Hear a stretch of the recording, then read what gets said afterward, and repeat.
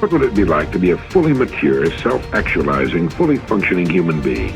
This is the ideal, busy, happy person with all his faculties smoothly functioning in perfect cooperation. No wars going on inside, no hang-ups, no neuroses.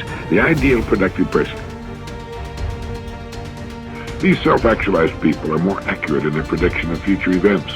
They see more fully, and their judgment extends to an understanding of art, music, politics, and philosophy. Yet they have a kind of humility, the ability to listen carefully to others, to admit they don't know everything, and that others can teach them. It's so important for you and me to be stretched beyond where we are. It's too easy to just comfortably sit and stop growing. It often doesn't seem to be that necessary to make the push, to make the effort to learn and to grow and to challenge yourself. But let me give you something to think about. The last few years of the 20th century are going to demand a lot more mental vigor and mental activity. The competition and complications of life are going to truly challenge the full capacity of our mentality. So, stretch your mind. What we encounter in the physical world appears to be but a manifestation of invisible cause. The distinguished psychologist and incidentally the inventor of the famous lie detector, William Moulton Marston, wrote, "For years as a psychologist, I've sought in the careers of great and everyday people the inner springs that make for successful living. There are two which seem to me of prime importance. The first is plain old hard work, governed by cool, logical thoughtfulness. The other is sudden, warm, impulsive action." From birth up until the time we are about 18, our learning curve is dramatic, and our capacity to learn during this period is just staggering. We learn a tremendous amount, very fast, but guess when this learning curve starts to taper off? Here's where it usually levels off. When we get our first job, if there are no more exams to take, if there's no demand to get out paper and pencil, why read any more books? Now you will just learn by some experience. But can you imagine what would happen if you kept an accelerated learning curve all the rest of your life? Be that unusual person who keeps up his learning curve. Now, there's a big difference between what you believe and what you know. Everything that you know is something that you have made conscious contact with. So there's nobody out there watching, there's nobody in this world who knows how to swim, who learned it by somebody else telling them that you can swim, or by watching Mark Spitz go through the water, or by observing other people doing it. You may remove some of the doubt, but you will never know how to swim until you get in the water and blub around a few times and then do it.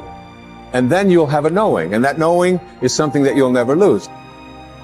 Succeeding in life is not usual. It's unusual. You need to develop some unusual habits to earn the outstanding rewards. The subconscious mind and wealth. The trouble with most people is that they have no invisible means of support when business falls away, or the stock market drops, or they lose their investments. They seem helpless.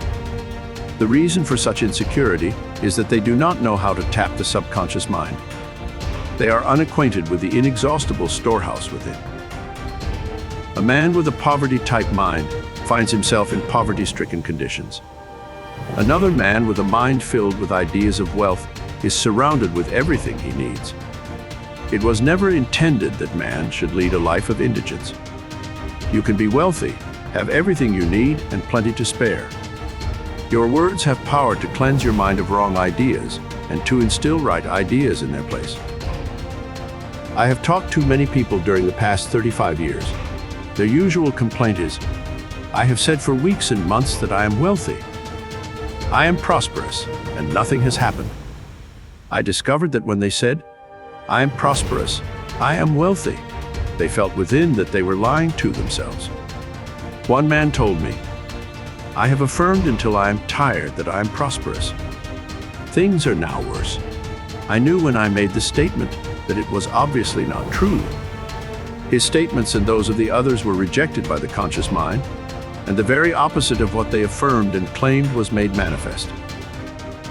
Autosuggestion succeeds best when it is specific.